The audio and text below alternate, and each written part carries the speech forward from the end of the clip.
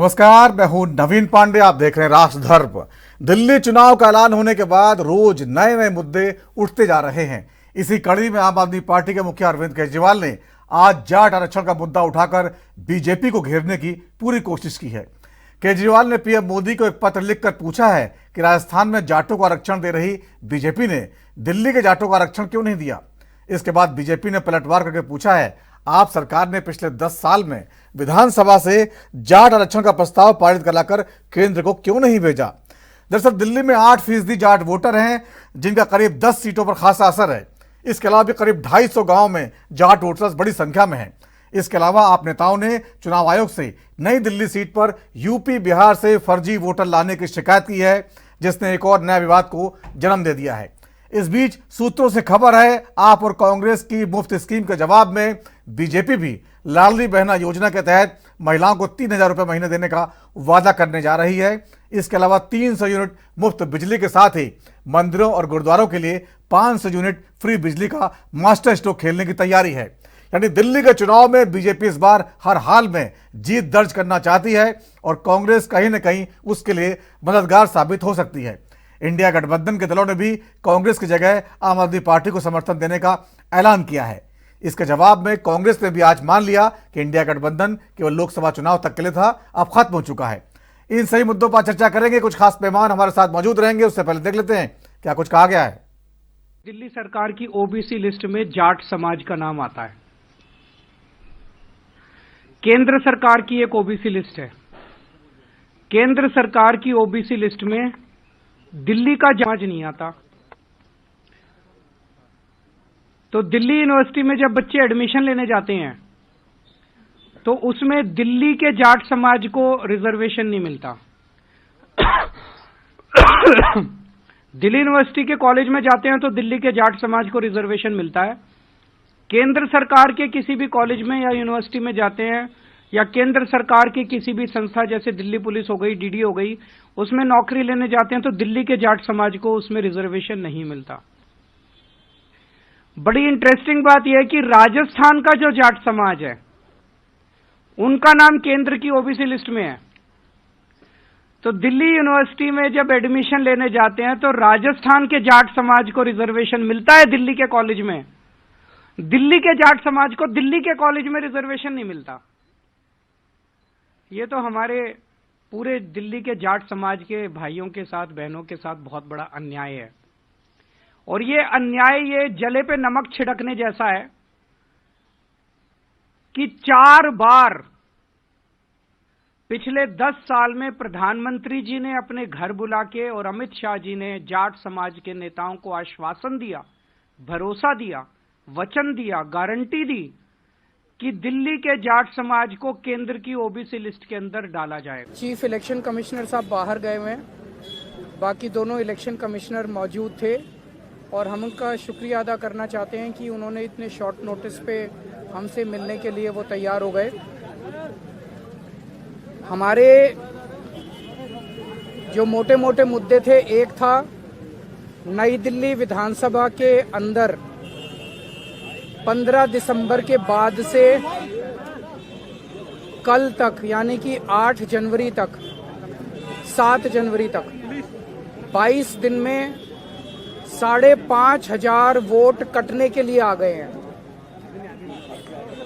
Total vote 1 lakh हैं नई दिल्ली विधानसभा में और 5,500 मतलब 5.5% वोट कटने के लिए 22 दिन में, पिछले 22 दिन में आ गए हैं।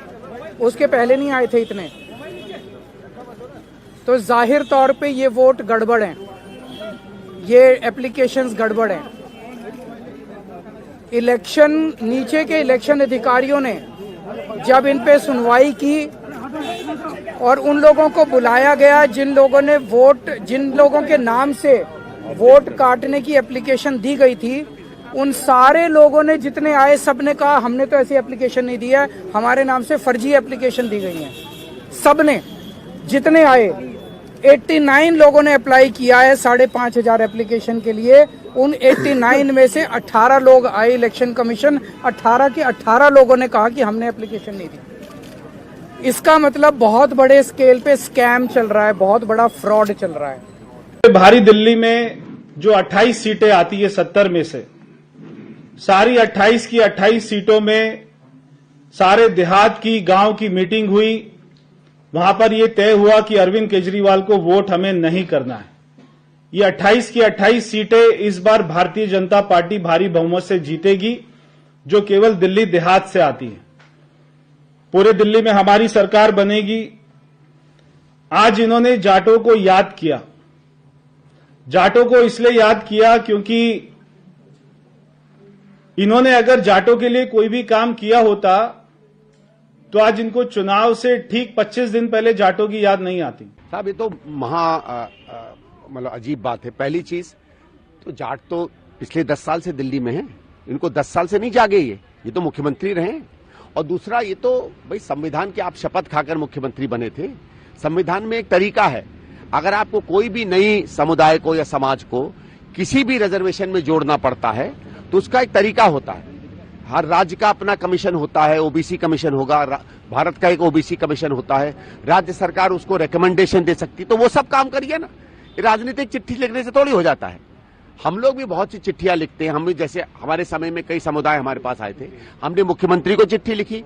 हम भी लिख सकते थे प्रधानमंत्री को, मुख्यमंत्री को लिखते हैं, तब राज्य सरकार उस पर तहकीकात करती है, कमीशन में इंफॉर्मेशन भेजती है, जो भी रेलिवेंट कमीशन होता है उस स्टेट का, और वो फिर उस पर बात करती है। आप अपना काम करोगे नहीं, 9.5 पौने 10 साल बाद आपको याद आएगा कि आज जाट का वोट हमें नहीं मिल रहा, इसलिए हमको उनके साथ जातिगत जो है राजनीति करनी है। देखिए, केजरीवाल को पूरी जानकारी नहीं है, या पूरी जानकारी वो लोगों के सामने रखना नहीं चाहते। केजरीवाल की व्यक्तिगत सोच एंटी रिजर्वेशन है। और मैं जो बात कह रहा हूं, मैं कोई इसलिए नहीं कह रहा कि मुझे कोई कुछ कहना है। पहली बात तो ये कि मैं 2007 से 2010 तक ओबीसी कमीशन का चेयरमैन था, और ये जाटों वाला इशू उस समय हमारे कमीशन के सामने आया। पब्लिक हियरिंग के बगैर वो डिसाइड नहीं हो सकता, तो पब्लिक हियरिंग नेशनल कमीशन की हुई। उसमें मैं भी डैश पे था, क्योंकि उसका प्रोटोकॉल ये है कि जहां भी नेशनल कमीशन जाएगा, उस स्टेट का जो कमीशन का चेयरमैन है वो उनके साथ डैश शेयर करेगा पब्लिक हियरिंग का।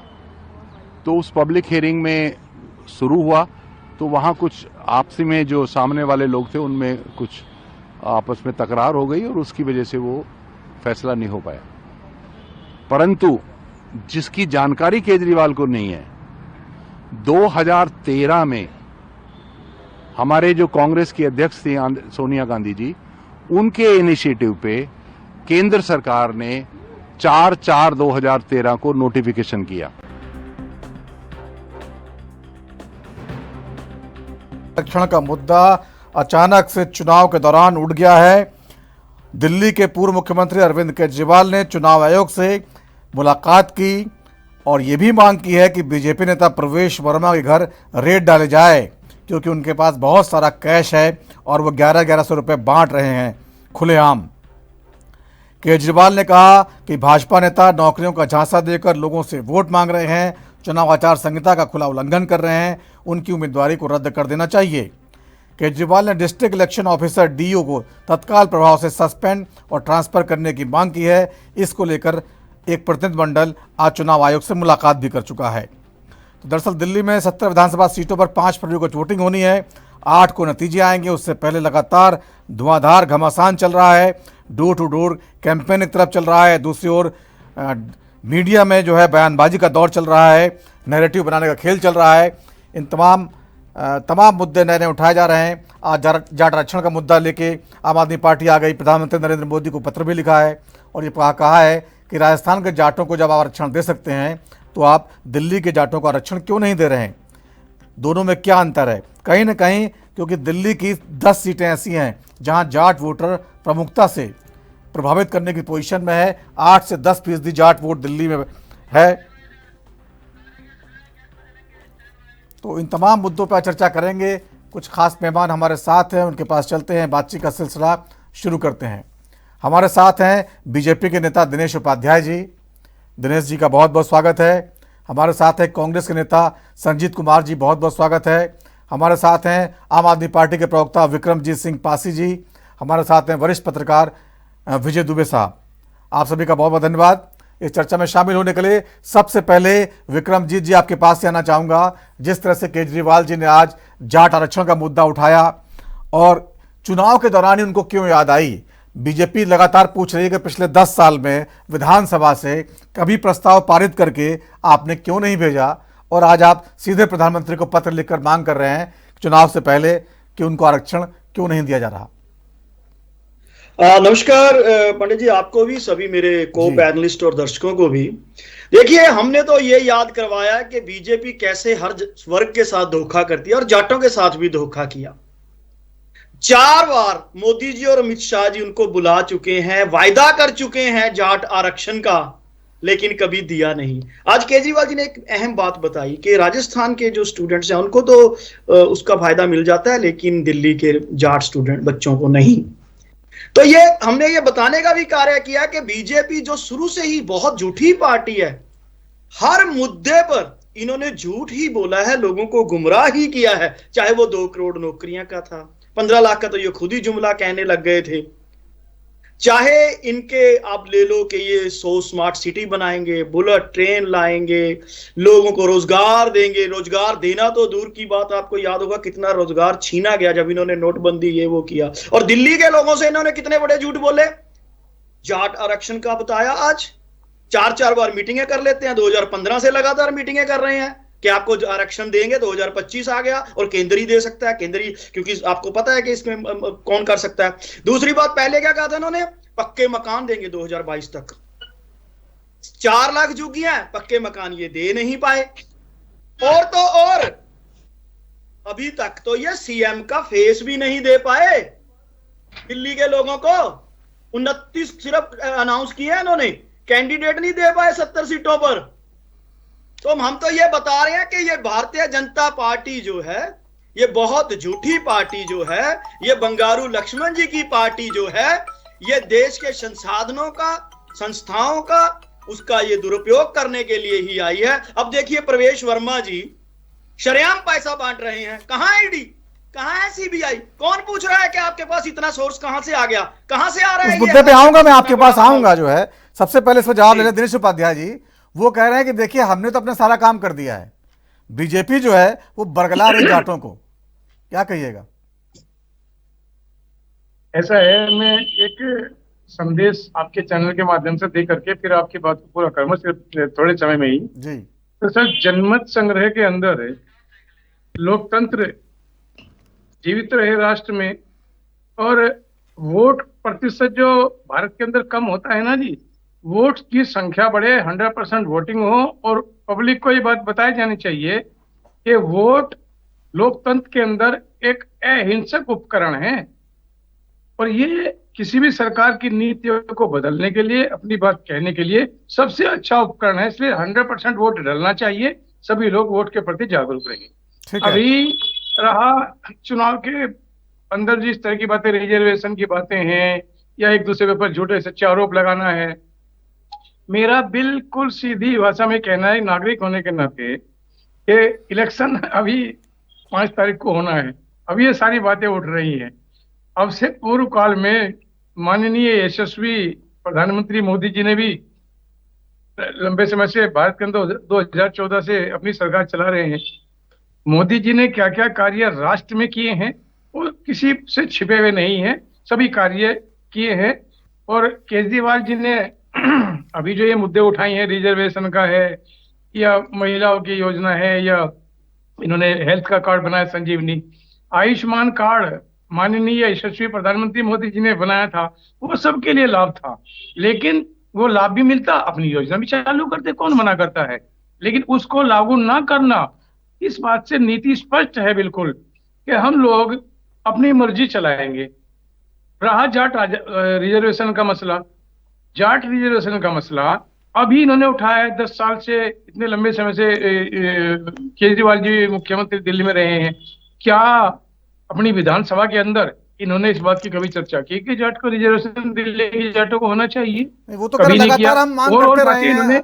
गृह मंत्री ने भी कहा कि हम देंगे, उनसे ही मांग की, लेकिन किसी ने दिया नहीं आज तक, ये बोल रहा। उसका एक प्रावधान है, लोग है लोकसभा जाता है, राष्ट्रपति में जाता है, उसकी चिंता होती है। लेकिन क्या इतने लंबे समय में कभी राष्ट्र के अंदर ये टीवी चैनल पे इस तरह की कोई लंबी बहस हुई है क्या कि मैंने ये चीज कही थी और केंद्र इसको मान नहीं रहा? इसलिए कहीं ना कहीं मैं, क्योंकि हमें ये हो गई कि मर्यादा है, अमर्यादित भाषा अच्छा भी नहीं लगता, और अभिव्यक्ति की आजादी सबको है, लेकिन अमर्यादित अभिव्यक्ति की आजादी चाहे वो भाषा की हो, कार्य की हो या किसी भी तरह की, वो अच्छी नहीं होती, लोकतंत्र के लिए अच्छा नहीं होता। इसलिए मैं तो यही कहूंगा कि परमपिता परमेश्वर चुनाव का माहौल है, सबको शक्ति दे, सद्बुद्धि दे और अपने अच्छे कार्यों के लिए वोट मांगे जनता। मैंने अभी कहा है, एक ऐसा उपकरण है वोट का, नहीं तो इस पे क्या स्टैंड है आप लोगों का कि आप देंगे नहीं देंगे? आगे सरकार आपकी भी आ सकती है, तो अभी क्या करेंगे आप? जाट सुनना चाहते हैं? जाट जो है 8% जाट है दिल्ली में, करीब 10 सीटें ऐसी जहां सीधे उनका वोट असर डालता है। भारतीय जनता पार्टी की सरकार तो दिल्ली में आ ही रही है, क्योंकि इनकी जो नीतियां रही हैं कहीं ना कहीं सभी ने देखा है, चाहे घोटाला का विषय रहा, ये सीधे मुद्दे पे आइए ना। आप आरक्षण देंगे उनको नहीं? क्या कहेंगे जाट लोगों से? क्या कहेंगे? जाट वोटर सुन रहा है आपकी बात। ये विषय अभी संभव नहीं है, किसी संभावना से इनकार नहीं किया जा सकता, लेकिन अभी संभव नहीं है। इलेक्शन का माहौल है, इलेक्शन निबट जाए। ठीक है संजीत कुमार जी, नहीं, ये नहीं, किसी संभावना से, मैं ये बोल रहा हूँ, किसी संभावना से इनकार नहीं किया जा सकता। ठीक है दिनेश जी, लेकिन फिलहाल इलेक्शन का माहौल है, इलेक्शन के दौरान हम लोग अभी कोई वादा नहीं करेंगे, बाद में देखेंगे सरकार किसकी बनती। संजीत कुमार जी, देखिए ये चुनावी मुद्दा है, जाटों का वोट बहुत प्रभावी है, क्या इसीलिए आम आदमी पार्टी ने इन मौके पर जो बीजेपी घेरने की कोशिश की है? देखिए नवीन जी, अगर हम केवल जाट आरक्षण के ऊपर चर्चा करेंगे तो अपने आप में दिल्ली के लोगों के साथ ये बेईमानी हो जाएगी। क्या बेईमानी होगी और कैसे होगी मैं बताना चाहता हूं। आप आज चुनाव है, 4/4/2013 को जब केंद्र सरकार में, जब कांग्रेस की सरकार थी, तो हमने नोटिफाई कर दिया था। प्रश्न पूछा है संदीप जी ने, आपने खुद अपनी बाइट में दिखाया है कि आप मात्र 25 दिन रह गए, तब आपने क्यों ये बातें उठाई हैं? तो उनकी मंशा के ऊपर ये प्रश्न है। तो आप सबसे निवेदन है कि उनकी मंशा पर हमें चर्चा करनी ही चाहिए। 10 साल आप विधानसभा में रहे, 10 साल से ज्यादा, 3 टर्म हो गए, क्या किया आपने जाटों के लिए? क्यों नहीं होना चाहिए रिजर्वेशन? किसने रोका था आपको?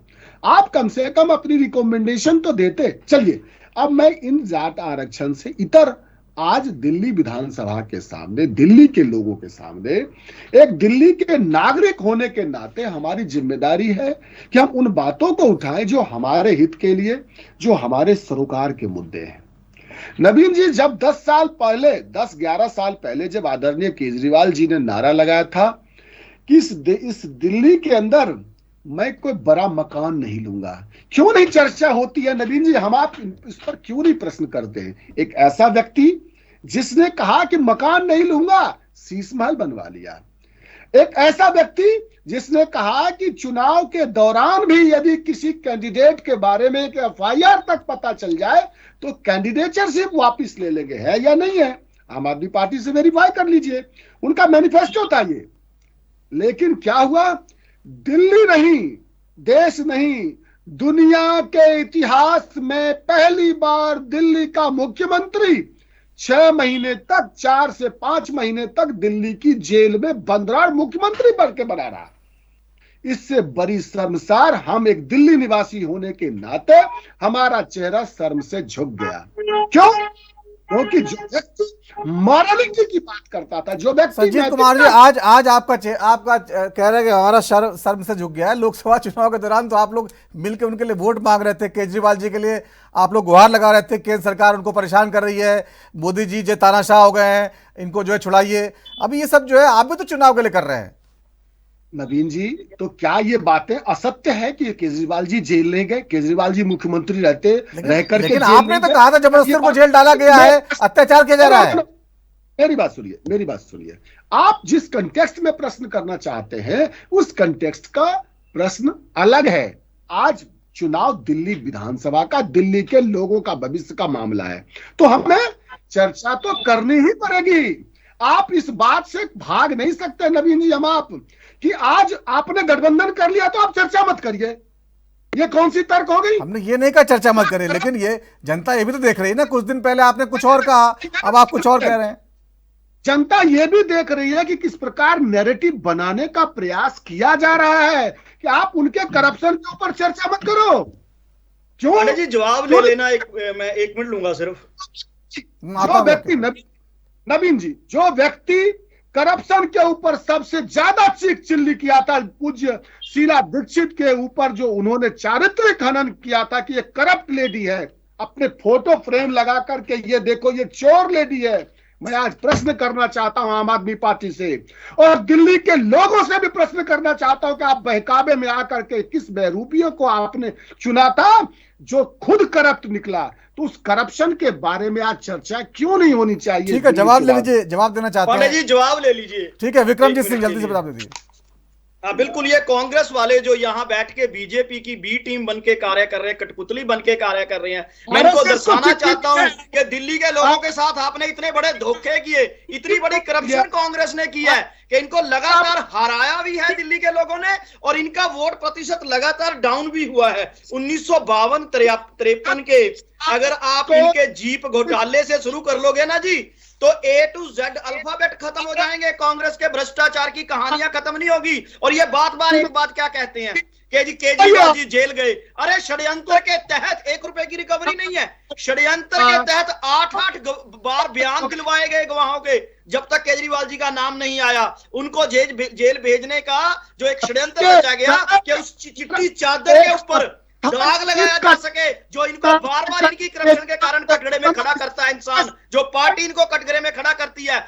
आज कांग्रेस का वजूद क्यों खत्म हो रहा है? आज कांग्रेस क्यों लगातार डाउन जा रही है? मैं इनको दिखाना चाहता हूं कि आप लोगों ने जो देश के संसाधनों की लूट की थी, जैसे आज बीजेपी कर रही है, शरण स्थली बनी हुई है वो करप्ट लोगों की बीजेपी, और खुद मोदी जी जैसे जिनको 70,000 की चक्की पीसिंग कहते रहे हैं ना, आज उनके वो चहेते बने हुए हैं जिनके खिलाफ बीजेपी बुकलेट जारी करती रही है। ठीक है, आप भी तो जो है विक्रमजीत सिंह, आपकी पार्टी भी तो उनके लिए वोट मांग रही थी लोकसभा चुनाव के दौरान। ठीक है, संजीत कुमार जी आपके पास आऊंगा तो जवाब दीजिएगा। अभी आऊंगा। विजय दुबे साहब हमारे साथ है, सुन लेते हैं क्या कहते हैं, वरिष्ठ पत्रकार हैं विजय दुबे साहब। दिल्ली में रोज नए मुद्दे निकल के आ रहे हैं चुनाव के दौरान, जो है कभी बीजेपी उठाती है और अभी तक तो ज्यादा मुद्दे आम आदमी पार्टी ने उठाए हैं। आज एक बार फिर जाट आरक्षण का मुद्दा उठा दिया। चुनाव से ठीक पहले दिल्ली में करीब 10 सीटों पर प्रभावित करने वाले जाट समाज को आरक्षण का मुद्दा जो 8% है वोटर्स में, वो उठाकर केजरीवाल जी कह रहे हैं कि हमने मास्टर स्ट्रोक चल दिया है। देखिए, केजरीवाल जी ने लगातार उस हर सेगमेंट का एड्रेस करने की कोशिश की है जो कि दिल्ली के इन चुनावों में प्रभावित कर सकता है चुनावों को। चाहे वो ऑटो ड्राइवर की बात कर ली जाए, चाहे वो महिलाओं को 2100 रुपए देने की बात कर ली जाए। केजरीवाल साहब ने जो है घोषणा होने के पहले चुनाव कार्यक्रमों की पहले जो है वादों की झड़ी लगा दी।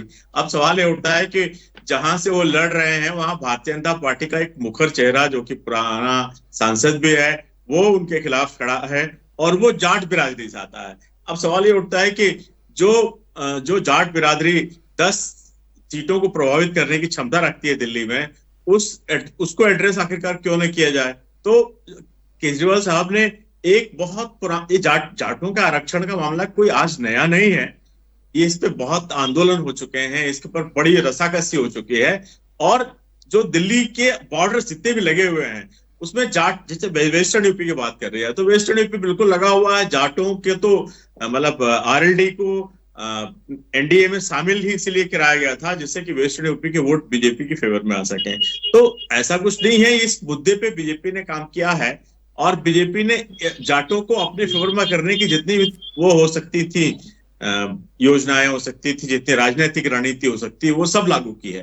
तो दिल्ली का जो असली मामला है कि भाई नई दिल्ली सीट पे एक ऐसा फेस बीजेपी सामने ला रही है जो कि अरविंद केजरीवाल साहब के खिलाफ जो है अपनी पेशबंदी कर रहा है। और अगर वो जाट है और दिल्ली की 10 सीटें प्रभावित हो सकती हैं तो उसमें जाटों के आरक्षण का मुद्दा उठाना उनके पक्ष में जाएगा, इसलिए उन्होंने इस बात को उठाई है। अब तो खैर चुनाव की कार्यक्रम की घोषणा हो चुकी है, 20-25 दिन का समय है, जो जितना भी अब और भी वादे हो सकते हैं, भारतीय जनता पार्टी भी अपने संकल्प पत्र के साथ सामने आएगी।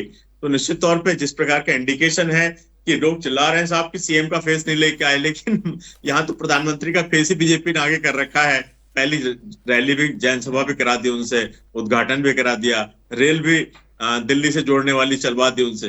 ये सारी चीजें जो हैं ये दिल्ली के लोगों को इफेक्ट करने के लिए ही किया गया है। हाँ, ये अलग बात है कि कुछ चीजें जो लैक लग रही हैं कि भाई जाट आरक्षण के अलावा जो चीजें हैं कि भाई और क्या ऐसा हो सकता है जिसपे कि भारतीय जनता पार्टी और लोगों के एक्शन रिएक्शन के बाद अपनी चीजों को आगे रखेगी। तो ये एक देखने वाली बात होगी, क्योंकि आज जो प्रवक्ता आपके साथ भारतीय जनता पार्टी का पक्ष रखने को बैठे हैं वो स्पष्ट तौर पे ये बात को नहीं कह पाए कि इस पे स्टैंड पार्टी का क्या होगा।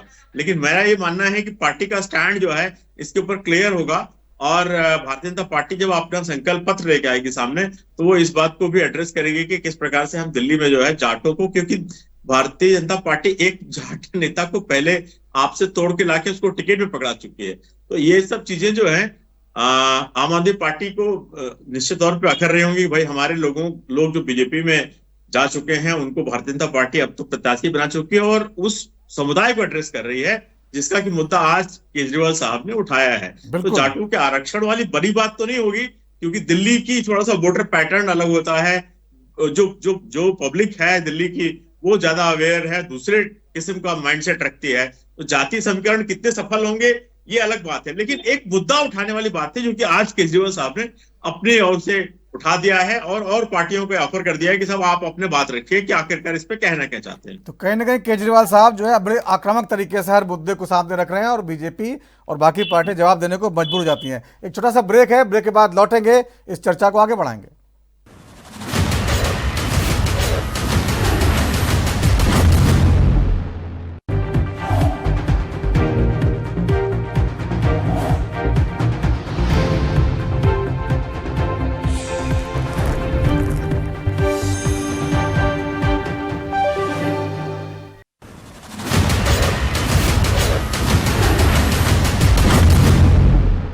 और ब्रेक के बाद राष्ट्र धर्म में फिर आपका स्वागत है। आज बात कर रहे हैं दिल्ली के चुनाव में जाट आरक्षण का मुद्दा उठा, साथ ही साथ ये मुद्दा भी लगातार आम आदमी पार्टी उठा रही है कि नई दिल्ली सीट जहां से केजरीवाल खुद चुनाव लड़ते हैं और बीजेपी ने वहां प्रवेश वर्मा को उतारा है और कांग्रेस ने वहां संदीप दीक्षित जी को उतारा है, वहां पर वोटों में बहुत बड़े पैमाने पर गड़बड़ी की जा रही है।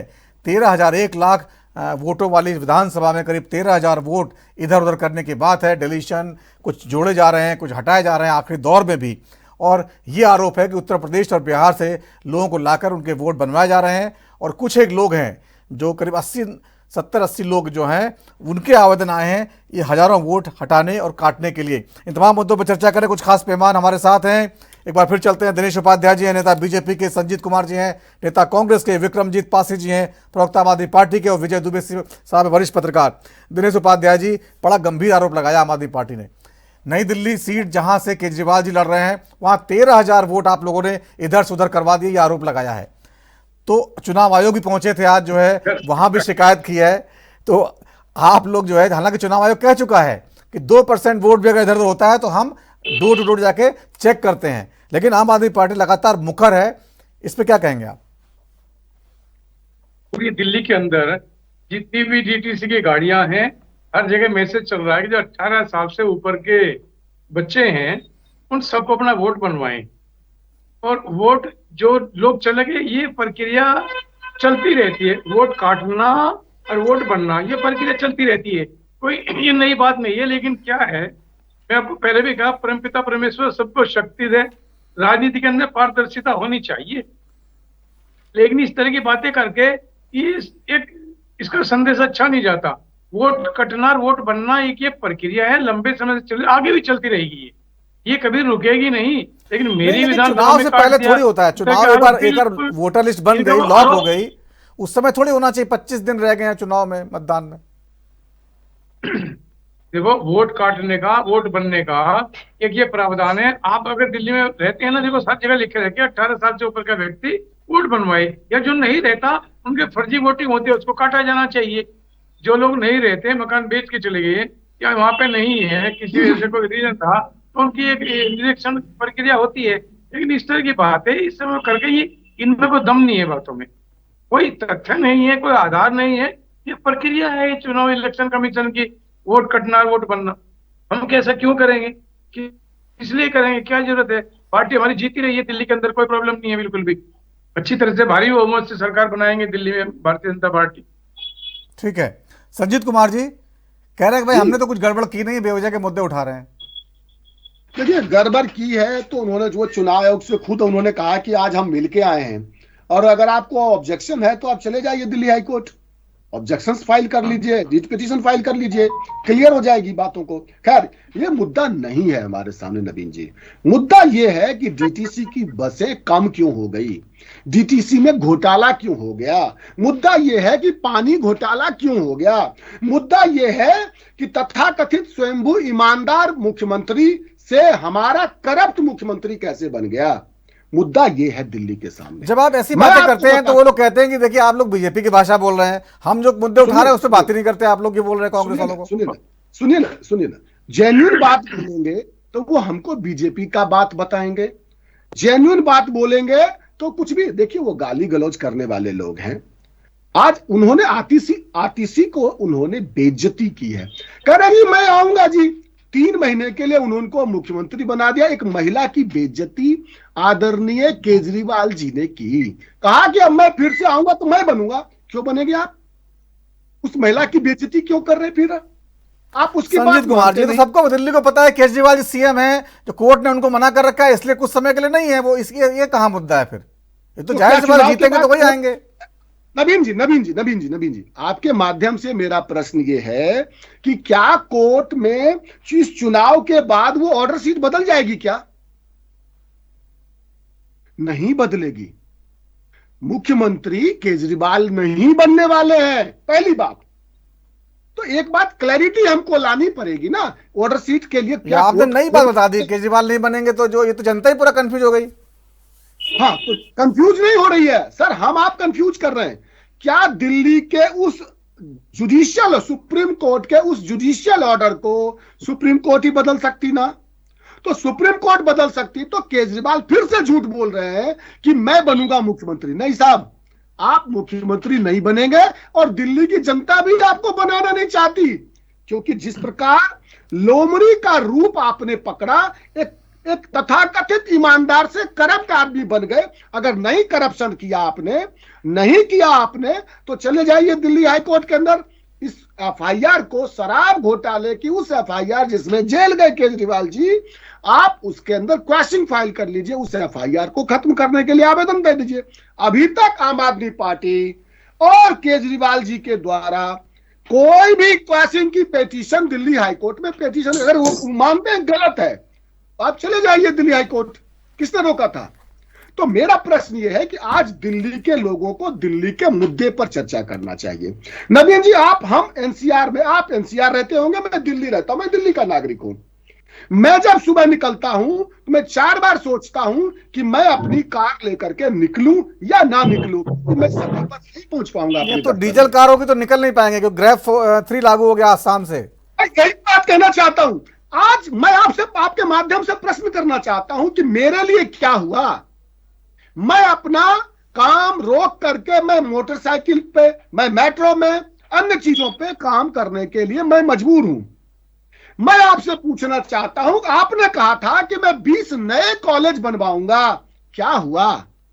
वो 20 नया कॉलेज कहां है? आपने, आपके इस पूरे 10-11 साल के टेन्योर में एक भी नया हॉस्पिटल नहीं बना। मैं आपके माध्यम से पूछना चाहता हूं कि आपने राशन कार्ड क्यों रोक दी?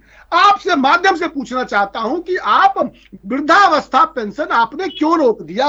आपसे पूछना चाहता हूं कि आपने विधवा अवस्था पेंशन क्यों रोक दी? तो मैं ये जानना चाहता हूं, इस दिल्ली के अंदर क्या, अगर दिल्ली की कमाई अच्छी थी जो पहले से थी, तो पेट्रोल डीजल के ऊपर जो आपने टैक्स लगाया हुआ है, इस टैक्स को कम क्यों नहीं कर सकते थे? ठीक है, जवाब ले लीजिए, जवाब ले लीजिए। और दूसरी बात में देंगे, मैं एक और प्रश्न सुन लीजिए, अब जवाब ले लीजिए। कांग्रेस के प्रवक्ता बेनती कर रहा हूं आपको, दोबारा फिर आऊंगा मेरे आदर नहीं, दोबारा फिर आऊंगा, कंप्लीट कर लेता हूं एक लाइन। मैं बधाई देता हूं उनको, वो करप्ट केजरीवाल को। अरे बीजेपी की इतनी चाहत क्यों है भाई कि आप उसकी भाषा लगातार बोल रहे हो और सुनना भी नहीं चाहते जवाब? पांडे जी, इको आ रही है, जरा चेक करना, जरा इको चेक करवा दीजिए जी। आपको बधाई। पहली बात, अरे सुन तो लीजिए, आपने अभी हमारे कांग्रेस प्रवक्ता को सुनिए, उन्होंने एक भी लफ्ज बीजेपी की गाली गलौज पे नहीं कहा। वो तो प्रियंका गांधी के ऊपर रमेश बिधूड़ी के बयानों को भी भूल गए। इतनी ज्यादा कठपुतली और इतनी ज्यादा चापलूसी मैंने आज तक एक प्रवक्ता को दूसरी पार्टी के हक में करते नहीं देखा। दूसरी बात, ये चीज कह रहे हैं कि हमने क्या किया। अरे भाई, 3 यूनिवर्सिटीज आम आदमी पार्टी की सरकार ने बनाई है, 12 कॉलेजेस बनाए हैं, कभी चेक कर लेना। 70 साल में 24,000 क्लासरूम बने थे और उनमें पानी और बेंच तक नहीं थे। हमने 22,711 क्लासरूम बनाए हैं, वाईफाई, कंप्यूटर सब दिया है। बीजेपी की तरह या झूठे नारे नहीं लगाए, आप कांग्रेस की तरह 1975 से गरीबी हटाओ की झूठी बातें नहीं करी। दूसरी बात, मैं इनकी ये बात क्या कर रहे थे, वोटें काटने के ऊपर जो असली मुद्दा था।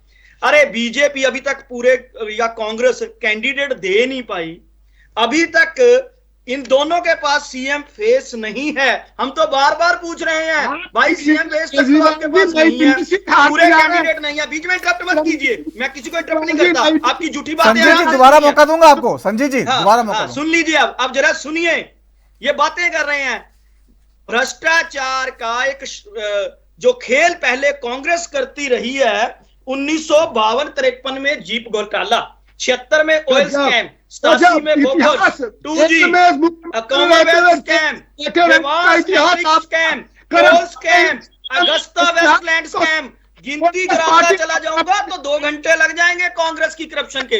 वही बीजेपी कांग्रेसियों की करप्शन की, शुभेंदु अधिकारी, छगन भुजबल, सीबीआई ने फाइल गुम कर दी जो पिंजरे का तोता। सुप्रीम कोर्ट ने केजरीवाल जी के केस में स्पेशल रिमार्क्स किए इस चीज के लिए कि ये पिंजरे का तोता है। और दूसरी बात, हेमंत विश्व शर्मा 70,000 चक्की पीसिंग बीजेपी खुद कहती थी और आज उनका चेहरा है। अच्छा, उसके बाद अजीत पवार क्या कहते हैं ये लोग, ये करप्शन की बात करते हैं, केजरीवाल जी को षड्यंत्र के तहत फंसाया। दूसरा, मैं केजरीवाल जी के ऑर्डर की कॉपी लेके आया हूं, बेल ऑर्डर की, पैरा नंबर 37 है जिसमें कंडीशंस कोर्ट ने लगाई हैं। ए, बेल बॉन्ड है 1 लाख के, B, shall not leave the country, C, himself available for the investigation, D, do not try to tamper any witness, E, he will not interact with any of the witnesses और have any access to the files connected with the case. ये पढ़ा है। यहां बैठ के आप जो भी करते रहो। उसके बाद क्या होता है जी, एक संवैधानिक संस्था के हेड को दूसरी संवैधानिक संस्था नहीं रोक सकती, आपको इलेक्शन के बाद पता लग जाएगा। अब लेकिन विक्रमजीत जी, यहां पर जो बात उठाई संजय जी ने कि केजरीवाल जी को कोर्ट ने कहा है कि सीएम मत बनिए और चुनाव जीत भी गए तब भी सीएम नहीं बनेंगे, ये बात अलग क्लियर एक भी वर्ड नहीं है कोर्ट में कब कहा सीएम ना बनिए, एक भी वर्ड नहीं है। मैं पूरी जजमेंट लेके आया हूं, ये जजमेंट यहां बैठ के यही तो है।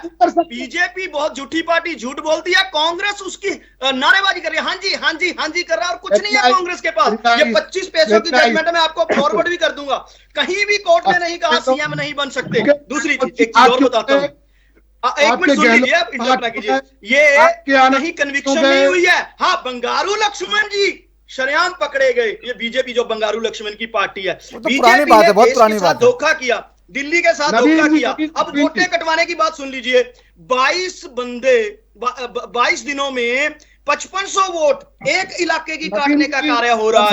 और जब लोगों को बुलाया गया तो वो कहते हैं हमने तो आवेदन ही नहीं दिए। इतनी गंदी पॉलिटिक्स। चंडीगढ़ में इन्होंने क्या किया था, इनका जो लेकिन विक्रमजीत जी आपके ऊपर कह रहे हैं कि भाई आपने यूपी बिहार के लोगों का अपमान किया है। बीजेपी लगातार बोल रही है कि आप उनको जो है ऐसे बता रहे हैं, घुसपैठिया टाइप जो है पेश कर रहे हैं, ये तो गलत है।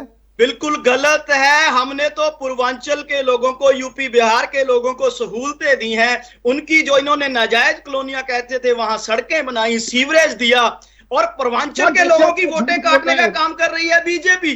पूर्वांचल के लोगों से धोखा कर रही है बीजेपी। जाट आरक्षण में के नाम पे बीजेपी ने किया धोखा, बीजेपी ने नौकरियों के नाम पे किया धोखा, नोटबंदी के नाम पे किया धोखा। ठीक है, बीजेपी ने 100 स्मार्ट सिटी ठीक है, आप पुराने इतिहास में चले गए।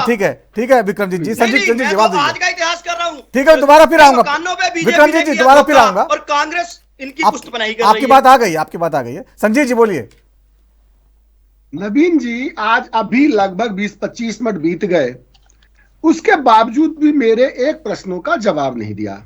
कौन से? एक बात, मेरा प्रश्न ये है कि यदि शराब घोटाले में आप गलत फंसाए गए तो आदरणीय प्रवक्ता महोदय, आपकी पार्टी क्वैशिंग के लिए दिल्ली हाईकोर्ट में पिटीशन क्यों नहीं फाइल किया? बता दीजिए। एक बात, हमने तो समनिंग भी चैलेंज कर दी थी, जरा पढ़ के आया कीजिए। हमने उसको चैलेंज किया है, समनिंग ऑर्डर भी चैलेंज किया है, लेकिन जब केंद्र में बैठी ईडी और पीएमएलए एक्ट एक स्पेसिफिक प्रोविजन है, पढ़ लेना था। उसका दुरुपयोग हो रहा है, दुरुपयोग हो रहा है। और आपके कांग्रेस के सोनिया गांधी जी, राहुल गांधी जी, प्रियंका गांधी भी कहते रहे हैं कि दुरुपयोग हो रहा है। आज आप उनकी कठपुतली बने हुए तो कुछ भी झूठ बोल लो कांग्रेस वाले। सर रुक जाओ। आपने करप्शन में पैसा, इस शराब घोटाले में पैसा लिया, गोवा चुनाव लड़ने, आप पहला चुनाव, नवीन जी यदि याद हो पत्रकारिता में आप आ गए। सोची हुई कहानी है, ना पैसा लिया, ना कोई ट्रेल है, ना कोई रिकवरी है। हाँ, आपके पैसे लिए हुए साबित हुए हैं, 300 करोड़ आपके नेताओं से बरामद हुआ है। बीजेपी के बंगारू लक्ष्मण जी सरेआम पकड़े गए, साबित भी हुए हैं। तो अपने भ्रष्टाचार को छुपाने के लिए अभी विक्रम जी सुन तो लीजिए, बेचारे कुछ कहना चाह रहे हैं, सुन तो लीजिए उनकी बात पहले। जी। दिल्ली में शराब घोटाले का लेने वाले पैसे करप्ट करे केजरीवाल जी ने गोवा चुनाव लड़ने चले गए। करप्ट केजरीवाल जी महाराष्ट्र चुनाव लड़ने गए। लेकिन संजीत जी कोई सबूत नहीं ना, संजीत जी आरोप है, आरोपों का जवाब दे रहे हैं वो, सबूत तो कोई निकला नहीं, कोई कैश निकला नहीं उनके पास से, कोई मिला नहीं। तो क्या एक्विटल हो गए, डिस्चार्ज हो गए, मुझे बता दीजिए ना। तो सोनिया गांधी भी बेल पे है, बीजेपी के बहुत से लीडर बेल पे हैं।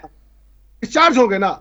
नहीं डिस्चार्ज हुए ना? तो सुन लीजिए, आप जब डिस्चार्ज नहीं हुए तो आप बैठ के गुमराह करने का कार्य करते हैं। वो तो राहुल गांधी जी का भी केस चल रहा है, वो भी जमानत पे हैं, तो इस तरह तो आरोपी सब हो जाएंगे। सजा याफ्ता राहुल गांधी जी सजा याफ्ता है, 2 साल की सजा है कोर्ट की तरफ से। मैं आपसे प्रश्न करना चाहता हूं, आज दिल्ली के अंदर डीटीसी बसें, हरी बसें रोड पर खड़ी क्यों मिलती हैं?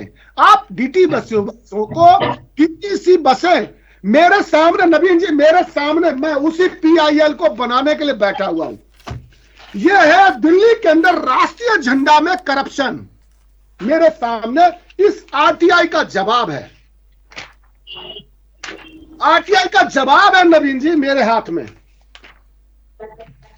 राष्ट्रीय झंडा में आम आदमी पार्टी के लोगों ने इस केजरीवाल की सत्ता के अंदर करप्शन हुआ है।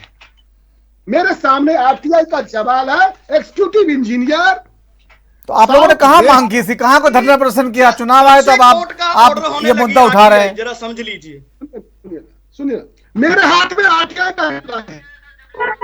ठीक है संजीत जी आपकी बात आ गई। दिनेश उपाध्याय जी, देखिए यूपी बिहार के लोगों का जो वोट की बात आ रही है, ये मुद्दा बेहद गंभीर है कि आखिरकार 1 लाख की विधानसभा में 15,000 वोट जो है आखिर समय में ये जो निकाले गए हैं, और आप लोग उसको जो है गलत तरीके से पेश कर रहे हैं कि यूपी बिहार लोगों का अपमान किया गया। दिनेश उपाध्याय जी, लगता है आवाज नहीं आ रही। विजय दुबे साहब को आवाज आ रही है? पूर्वांचल का मेरी आपकी आवाज साफ आ रही है? मेरी आ रही है ना आपको? हेलो, हाँ जी हाँ बोलिए। वोट यहाँ काफी है जी, और सिर्फ पूर्वांचल का ही नहीं, दिल्ली एक ऐसा सिटी है ये कि इसमें भारत के सभी राज्यों के लोग आकर के रहते हैं और कई बार इधर उधर होते रहते हैं। इसलिए सिर्फ इनकी विधानसभा के, सभी विधानसभा की मैंने पहले भी कहा जांच हुई है। और ये इस तरह के जो आरोप है ना, इस तरह के आरोप ये अच्छी बात नहीं है। मुद्दों पे बात होनी चाहिए कि हम लोग जो है ना अब तक क्या क्या किया है, क्या क्या आगे हम लोग करेंगे, जनता के हित में क्या काम करेंगे। रोड का कार्य है, बिजली का कार्य है, सीवर का कार्य है, पानी का कार्य है, और फंडामेंटल राइट्स किस तरह मिल सकते हैं, एजुकेशन का स्तर क्या होगा, शिक्षा का स्तर क्या होगा, हेल्थ का स्तर क्या होगा। आज हॉस्पिटल्स के अंदर इतनी भीड़ लगी रहती है हर जगह कि बाहर के आने वाले लोग कई बार दुखी रहते हैं। इन विषयों पर बातचीत होनी चाहिए। ये वोट का विषय जो है ये चुनावी मुद्दा तो हो सकता है, लेकिन सत्यता नहीं है इसमें बिल्कुल भी। प्रवेश वर्मा नोट बांट रहे हैं, शिकायत प्रवेश वर्मा जी नोट बांट रहे हैं, शिकायत चुनाव आयोग से की है और कहा कि उनको डिबार कर दिया जाए, चुनाव से हटा दिया जाए। अच्छा, वोटर किसका है, कहाँ वोट डालेगा, इस बात का क्या पता लगेगा जी? ये जो, चलो मैं मान लेता हूँ कि 5,500 वोट कटे हैं, जितने भी आपने बताया कटे हैं ये, अब ये कहाँ वोट डालते कहाँ ना डालते इस बात का क्या पता जी? इसलिए ये इन बातों में दम नहीं है बिल्कुल भी। हो जाए भारतीय जनता पार्टी का भी इनमें कोई कटरा होगा, ये जो बीजेपी। दिनेश जी, ये बीजेपी जो है लाडली बहना योजना के तहत कितना पैसा अनाउंस कर रही है महिलाओं के लिए? जो आम आदमी पार्टी 2100 रुपए दे रही है, आप कितना दे रहे हैं? लाडली बहना योजना के तहत बीजेपी 3000 रुपए देने जा रही है, ऐसी खबर है। और साथ ही खबर यह है कि जो है 300 यूनिट बिजली फ्री देगी और गुरुद्वारों और मंदिरों को 500 यूनिट बिजली फ्री दी जाएगी। तो आप लोग भी कड़ी टक्कर देने का। तो मोदी जी ने मकान भी दिए हैं ना जी, अभी जी मकान बना करके इतने सारे मकान दिए हैं जी, वो इसलिए कि नहीं, जिन लोगों के पास मकान है आराम से अपना जीवन यापन कर सकते हो। दिल्ली में छोटा मकान भी अगर किसी का है तो उसके लिए बहुत अच्छा है। इसलिए कहीं ना कहीं संगठन, ये सरकार यह कार्य कर रही है, ऐसी बात नहीं है। और मोदी जी ने उसको कभी एक चुनावी मुद्दा बनाया है क्या? बिल्कुल नहीं बनाया, कोई जिक्र नहीं किया, बस जाकर के उनको चाबी सौंप दी और रही आराम से। इसलिए कहीं ना कहीं ये बातें भी चिंतन का विषय होनी चाहिए कि ये लोग क्या कर रहे हैं। पब्लिक के हित में कार्य होना चाहिए। पब्लिक का हित का कार्य क्या था, मैंने पहले भी कहा है, आयुष्मान का कार्ड इन्होंने लागू नहीं होने दिया जी। लंबे समय से दिल्ली में आयुष्मान का कार्ड नहीं बनता, 5 लाख के लोग। इसलिए कहीं ना कहीं केजरीवाल की एक पुरानी बात याद, इनकी मुख्यमंत्री जी की याद आती है। एक बार इन्होंने कहा था कि इस कुर्सी में बैठ करके कुछ ना कुछ गड़बड़ हो जाती है, जो कुर्सी बैठता है वही खराब हो जाता है आदमी। तो आज वो बात याद आती है जब केजरीवाल का जी का एक बड़ा पुराना बयान है कि नहीं, इस कुर्सी में ही गड़बड़ है, तो वो गड़बड़ दिखाई देती है, चाहे वो मकान का विषय भी। ठीक है, ठीक है। विजय दुबे साहब, आवाज आ रही है आपको? हाँ हाँ जी। विजय दुबे जी, बीजेपी जो है बड़ा वेट किया बीजेपी ने, सारे जो है कांग्रेस के दावे सामने आ जाएं, वादे सामने आ जाएं, आम आदमी पार्टी के आ जाएं। तो महिला सम्मान योजना 2100 का वादा आम आदमी पार्टी ने किया, 2500 का वादा कांग्रेस ने कर दिया। अब खबर है कि बीजेपी 3000 रुपए देने का वादा करने वाली है लाडली बहना योजना के तहत। इसी तरह 200 यूनिट बिजली की तुलना में जो अभी दे रही है केजरीवाल सरकार, बीजेपी 300 यूनिट बिजली देने का वादा कर रही है। मंदिरों और पुजारियों और ग्रंथियों का जो सैलरी का वादा किया था आम आदमी पार्टी ने, उसके जवाब में मंदिरों और गुरुद्वारों को 500 यूनिट फ्री बिजली देने का वादा कर रही है। आपको लग रहा है कि ये जो वादे हैं ये तगड़ी काट होगी आम आदमी पार्टी के दावों की? नहीं, देखिए, असल में बहुत सारी बातें ऐसी हैं जो कि भारतीय जनता पार्टी इसको अच्छे से समझती है। क्योंकि अभी जो कई स्टेट्स के चुनाव हुए हैं, चाहे महाराष्ट्र की बात कर ली जाए या जो बीजेपी रूल स्टेट्स हैं, मध्य प्रदेश हो गई, छत्तीसगढ़ है, राजस्थान है, इन सारी जगहों पे लाडली बहन योजना जो है वो बेसिकली मध्य प्रदेश से जो बीजेपी को एक जीतने की स्ट्रैटेजी का आगाज हुआ था वो उसको संभाले हुए है। वो महाराष्ट्र में भी वही उन्होंने फार्मूला अपनाया और वहां भी उनको इस बात को बड़ी आसानी से उन्होंने महिलाओं के वोट को हासिल कर दिया। तो ये चीजें जो हैं, ये केजरीवाल साहब ने जो है वहीं से पकड़ा है कि जो है भाई बीजेपी वाले तो बड़े आराम से जो है महिलाओं का वोट ले आते हैं, इसलिए पहले इस बात को कर दो। 1000 रुपए की बात के बाद 2100 रुपए की घोषणा उन्होंने कर मारी, जबकि सरकार उन्हीं की है। उसके पहले अगर वो चाहते तो जब तक कि इलेक्शन के जब तक कि ये model code of conduct election commission ने जारी नहीं किया था या कोई शेड्यूल नहीं दिया था बीजेपी के लिए, उसके पहले अगर वो चाहते तो जो है 1000 रुपए वाली जो उन्होंने बात कही थी पहले कि भाई हम इसको ट्रांसफर कर सकते थे, वो एक्सिक्यूट कर सकते थे। लेकिन वो सब चीजें अभी तक को आम आदमी पार्टी करती नहीं रही है। मूलतः तो ये जो है, ये कॉन्सेप्ट जो है और वोट लेने की जो रणनीति है, इसको डेवलप करने में बीजेपी ने बड़ा मदद किया है कि भारतीय राजनीति में जितने भी दल है वो ये समझ लें कि साहब, एक तरफ तो बीजेपी ये कहती है साहब की विरोध करती है कि भाई फ्री बीज जो है, जो मुफ्त की योजनाएं हैं वो हमारी सरकारों के लिए बेहतर नहीं है, अर्थव्यवस्था के लिए बेहतर नहीं है, बजट के लिए बेहतर नहीं है, उसके लिए एलोकेशन करना पड़ता है और पैसे हमको उतना चाहिए होते हैं जो महिलाओं को दें, और इससे हमारा बजट जो है काफी कुछ चेंज हो जाता है। लेकिन मेरा ये कहना है कि अगर उन्होंने ही अन्य स्टेट्स में किया इस चीज को, तो यह भारतीय जनता पार्टी को कोई वो थोड़ी ना है, इसके ऊपर वो नहीं मिला हुआ है परमानेंट जो है कोई उनके पास में ऐसी चीज नहीं है, वो चाबी नहीं है जिससे कि वो एक ताला अपने लिए खोल ले। लेकिन कुल मिलाकर के स्थिति ये है जो आप सवाल कर रहे थे कि भारतीय जनता पार्टी के जब आएगा मैनिफेस्टो या जब वो अपना संकल्प पत्र जारी करेंगे दिल्ली के लिए, तो क्या स्थितियां होंगी। मेरा पूछना यह है कि साहब, अब तो चुनावों की घोषणा हो चुकी है, लेकिन बीजेपी 29 से आगे बढ़ नहीं पा रही है कि वो अपने उम्मीदवारों की घोषणा कर दे पहले, तो फिर जाकर के जो है लोगों को कैसे, वोटों को किस तरीके से वो समेटेगी, वो घोषणाएं होंगी। चाहे तक अभी तक उन्होंने अपना मकान बनाने वाली बात, जो 1600 मकानों की चाबी मध्य प्रदेश मुख्य प्रधानमंत्री ने सौंपी अभी दिल्ली में, तो वो भी दिल्ली के ही लोगों के लिए था। तो कुल मिलाकर के अभी बीजेपी को न जाने क्यों रणनीति सामने रखने में इतना समय लग रहा है, जबकि दिल्ली के चुनाव जो है उसमें बहुत ज्यादा वक्त नहीं रह गया है। 25 दिन का एक एक दिन गिन करके आगे बढ़ेगा, और भारतीय जनता पार्टी अगर सबका वेट करती रहेगी कि अन्य पार्टियां क्या कर रही हैं, तो वो मुझे लगता है कि काफी लैग बिहाइंड कर जाएगी। लगता है इस बार जो है बीजेपी बहुत तैयारी से उतर रही है। नहीं, आप देखिए, एक बड़ी पार्टी है, मैं ये नहीं कहता कि वो क्षेत्रीय पार्टी है, वो तो जो है जब राष्ट्रीय स्तर पे और इतने स्टेट्स में अपने राज्य में सरकारें चला रही है, तो उसका अनुभव तो ज्यादा बेहतर है, उसको ज्यादा चीजें पता है। लेकिन ये दिल्ली जैसे स्टेट्स के लिए, जो कि जहां की केंद्र की सरकार बैठी हुई है, पार्टी हेडक्वार्टर भी करती है अपने आप को, वहां पे उसके बड़े बड़े नेता मौजूद हैं, लेकिन तब भी उसको इतना समय लग रहा है। क्या आखिरकार जो है ऐसी रणनीति बनाई जा रही है जिससे कि एक बार ही जब घोषणा करेंगे तो सब कुछ चित्त हो जाएगा क्या? बिल्कुल यही रणनीति है विजय दुबे साहब, यही रणनीति लग रही है। विक्रमजीत पासी जी, आपके पास आना चाहूंगा।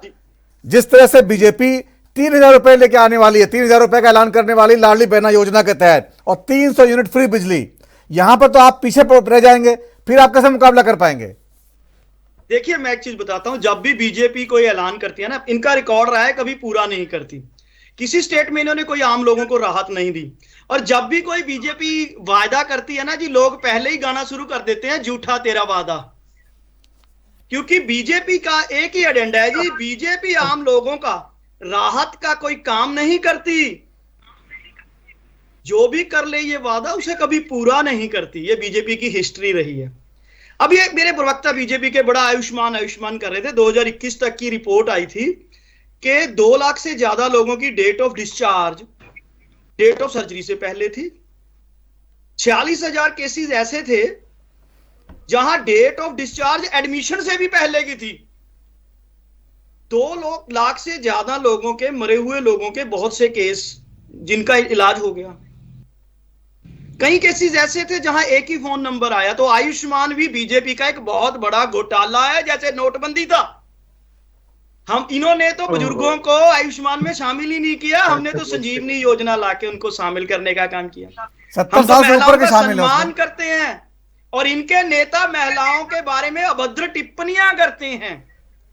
इनके नेताओं के ऊपर ऐसे ऐसे केस चल रहे हैं ना जी, पोक्सो के, रेप के, मैं गिनती करूंगा तो 1 घंटा लग जाएगा, जिसकी आज कांग्रेस भी वाहवाही कर रही है कठपुतली बनके। इन लोगों का ये चरित्र चेहरा रहा है, दोगला चेहरा, दोहरी नीति।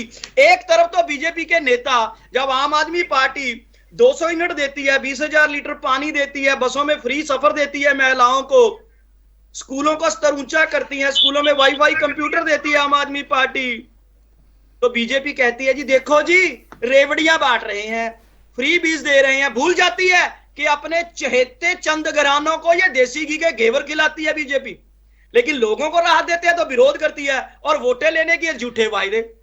तो बीजेपी का तो एक ही है जी, कि बीजेपी के बारे में यही कहा जाता है कि झूठा तेरा वादा। ठीक है, दिनेश उपाध्याय जी, देखिए आप लोग 3,000 रुपए देने की जो तैयारी कर रहे हैं, उसको कह रहे हैं आप तो पहले रेवड़ी का विरोध करते हैं, और फिर चुनाव जीतने के लिए आप भी वही सब काम करते हैं। नवीन जी,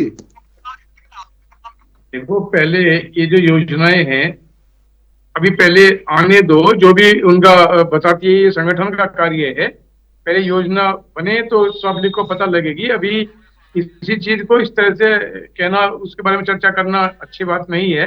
लेकिन मैं तो सिर्फ इतना ही कहूंगा कि एक तो भारत के अंदर वोट प्रतिशत बढ़ना चाहिए। हाँ, सरकार को सबके लिए अच्छा कार्य करना चाहिए।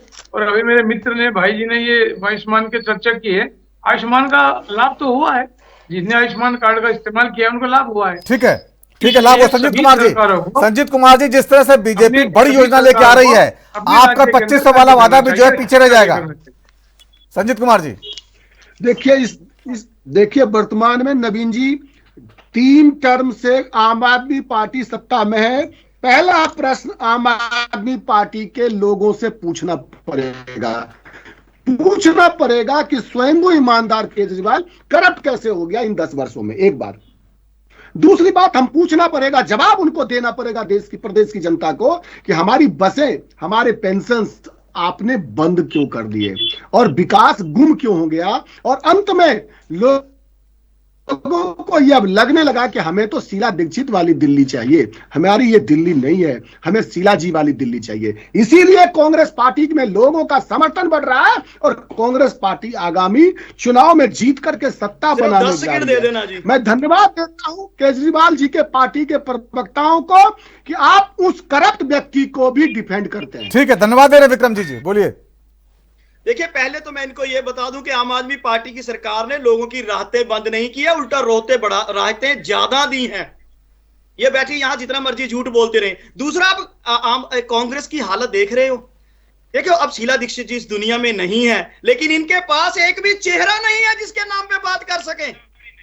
ये हालत है कांग्रेस की, तभी इनका ग्राफ लगातार गिरता जा रहा है। इतनी जल्दी भैया ऐसा चेहरा नहीं चाहिए ना करप्ट, वो नीचे नहीं आती जितनी जल्दी कांग्रेस का दिल्ली में ग्राफ गिरता जा रहा है। इनके पास वर्तमान में कोई नाम ही नहीं है, कोई चेहरा ही नहीं है। ठीक है, समय खत्म हो गया। दिल्ली का चुनाव है, वादों की बहार है और दावों की बौछार है।